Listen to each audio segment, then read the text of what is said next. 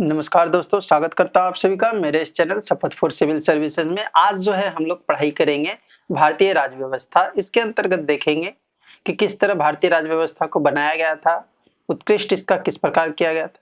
तो बिना किसी देरी का शुरुआत करते हैं। कह रहा है राज्य व्यवस्था के अंतर्गत किसी देश के संविधान, शासन, प्रशासन के संचालन के लिए आवश्यक विनियमों एवं व्यवस्थाओं को संचालित करने वाली संरचनाओं एवं संस्थाओं की संरचना तथा वशिष्ठ समाज राजनीतिक व्यवस्था में सरकार एवं जनता के मध्य संबंधों का अध्ययन किया जाता है। संविधान किसी देश की मूलभूत विधियों का यह दस्तावेज होता है। ठीक है, फिर कह रहा है जिसमें राज्य व्यवस्था के संचालन के दर्शन, नागरिक अधिकारिता, संवैधानिक संस्थाओं के प्राधिकार एवं उत्तरदायित्व का वर्णन होता है। भारत का संविधान एक दीर्घकालिक विकास प्रक्रिया है, कह रहा है, जिसकी शुरुआत ब्रिटिश औपनिवेशिक शासन के अंतर्गत हुई, जिसका अंत स्वतंत्र भारत के संविधान के रूप में संविधान का एक गतिशील स्वाय रचना है। तो सबसे पहले देखेंगे भारत के राष्ट्रीय प्रतीक चिन्ह। तो भारत का राष्ट्रीय प्रतीक चिन्ह क्या है? तो राष्ट्रध्वज है हमारा। कह रहा है संविधान सभा ने तिरंगे यानी कि राष्ट्रध्वज को का प्रारूप 22 जुलाई 1947 को अपनाया। कब अपनाया? 22 जुलाई 1947 को। कह रहा है इसकी लंबाई तथा चौड़ाई, मतलब इसकी लंबाई तथा चौड़ाई का जो है अनुपात है 3:2 है। ध्वज में समान अनुपात वाली 3 पट्टियां हैं जो केसरिया, सफेद एवं हरे रंग का है। कह रहा है सफेद पट्टी के बीच में नीले रंग का जो चक्र होता है जिसमें कि 24 तीलियां बनी है। कह रहा है इसे सारनाथ में अशोक के सिंह स्तंभ पर बने चक्र से लिया गया है। राष्ट्रीय ध्वज केसरिया रंग जागृति, शौर्य तथा त्याग का है। ठीक है, सफेद रंग सत्य तथा पवित्रता एवं हरा रंग जो है जीवन समृद्धि का प्रतीक है।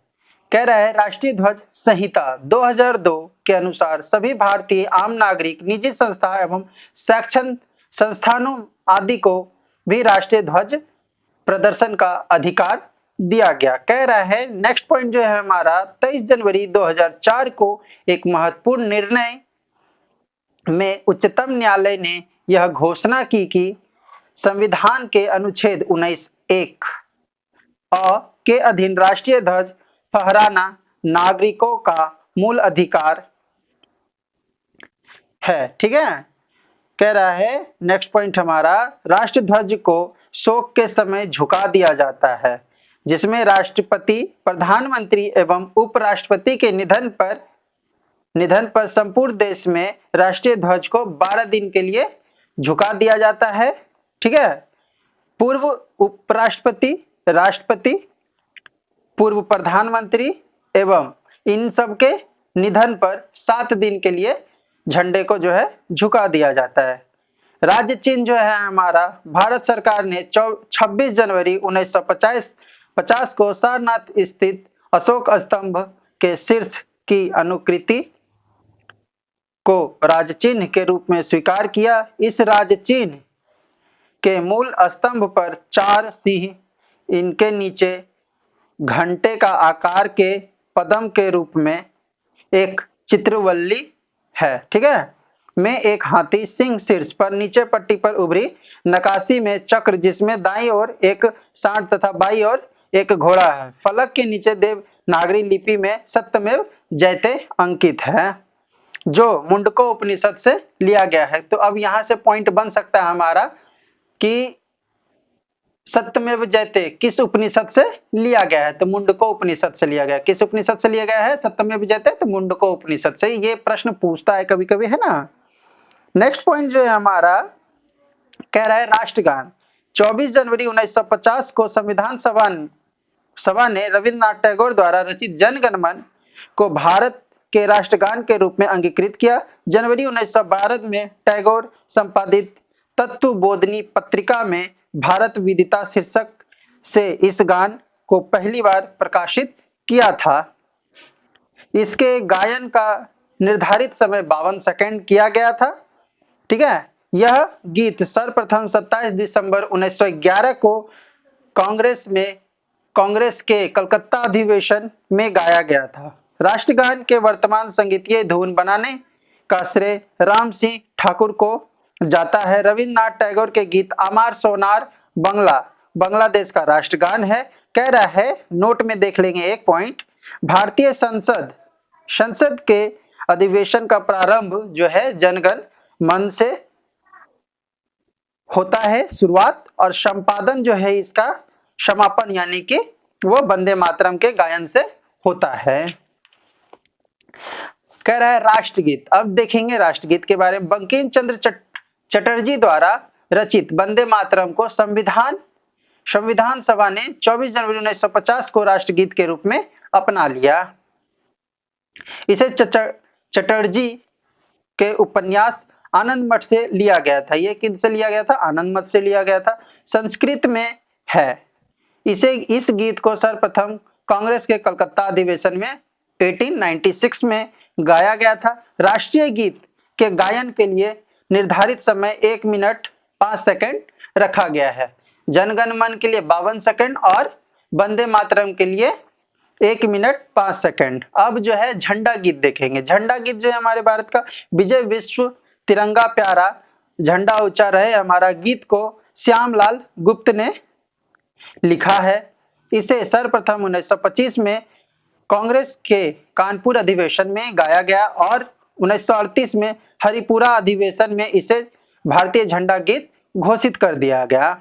अब जो है राष्ट्रीय पंचांग देखेंगे। भारत पंचांग कैलेंडर शक संवत शुरुआत 78 ईस्वी पर आधारित है, जिसे भारत सरकार ने 22 मार्च 1957 को विभिन्न सरकारी उद्देश्यों के लिए अपनाया। यह शक संवत पर आधारित है और ग्रेगोरियन कैलेंडर के साथ साथ इसे अपनाया गया। भारत में यह भारत का राजपत्र, आकाशवाणी द्वारा प्रसारित समाचार और भारत सरकार द्वारा जारी विज्ञप्तियों में ग्रेगोरियन कैलेंडर के साथ प्रयोग किया जाता है। चैत्र भारतीय राष्ट्रीय पंचांग का प्रथम माह होता है। राष्ट्रीय कैलेंडर की तिथि जो है ग्रेगोरियन कैलेंडर की तिथि में अस्थायी रूप में मिलती जुलती है। समानता चैत्र 22 मार्च का होता है और लीप वर्ष में 21 मार्च को होता है। अब राष्ट्रीय वाक्य हमारा क्या है वो हम देख लेंगे। सत्यमेव जयते यह सम्राट अशोक के सारनाथ स्थित अशोक स्तंभ से लिया गया है, जिस पर सत्यमेव जयते लिखा हुआ है, जो मूलतः मुंडकोपनिषद से लिया गया। अभी जस्ट पहले मैंने बताया था सत्यमेव जयते किस उपनिषद से लिया गया है, तो यह मुंडको उपनिषद से लिया गया है। ठीक है। राष्ट्रीय पशु जो है हमारा वो बाघ है, जो इसको क्या बोलते हैं, पैंथरा टाइग्रिस लियानस। ठीक है। राष्ट्रीय पक्षी मयूर है, पावो क्रिसेटस। ठीक है। राष्ट्रीय पुष्प कमल है। ठीक है। राष्ट्रीय वृक्ष बरगद है, बरगद को क्या बोलते हैं, फाइकस बेंगालिसस। ठीक है।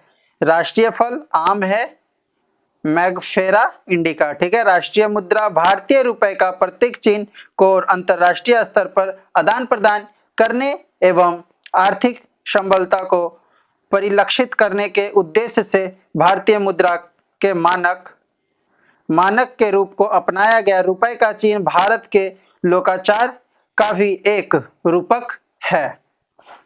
रुपए का यह नया प्रतीक देवनागरी लिपि के र और रोमन लिपि के आर को मिलाकर बना है, जिसमें एक क्षैतिज रेखा भी बनी हुई है। भारत सरकार ने 15 जुलाई 2010 को इस चिन्ह को स्वीकार किया। यह चिन्ह भारतीय प्रौद्योगिकी संस्थान IIT मुंबई के post graduate D Uday Kumar ने डिजाइन किया है।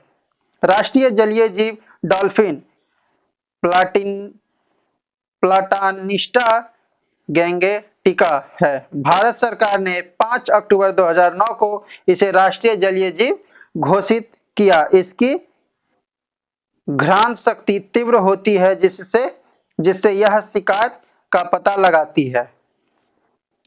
राष्ट्रीय जीव जो है हमारा कौन हो गया है, वो डॉल्फिन हो गया है। और इसका जो है राष्ट्रीय विरासत पशु कौन है हमारा, हाथी है, एलिफस मैक्सिमस इंडिकस। इसे 2010 का राष्ट्रीय विरासत पशु बनाया गया है। तो अभी जो है हम लोग सिर्फ भारत का राष्ट्रीय व्यवस्था के अंतर्गत जो है हम लोग देखे राष्ट्रीय ध्वज के बारे में, राष्ट्रीय गीत के बारे में, राष्ट्रीय गान के बारे में, चिन्ह कितने हैं, चिन्ह में कितनी तिल्लियां हैं, ये सब देखा। और इससे भी प्रश्न पूछा जाता है, सत्यमेव जयते कहाँ से लिया गया, किस उपनिषद से लिया गया, किस उपनिषद के अंतर्गत आता है, यह सब लिया गया था। तो जितने भी पॉइंट को मैंने अभी पढ़ाया उसको ध्यान से पढ़ेंगे, याद कर लेंगे और ज्यादा से ज्यादा इसको शेयर करेंगे, लाइक करेंगे और सब्सक्राइब करेंगे।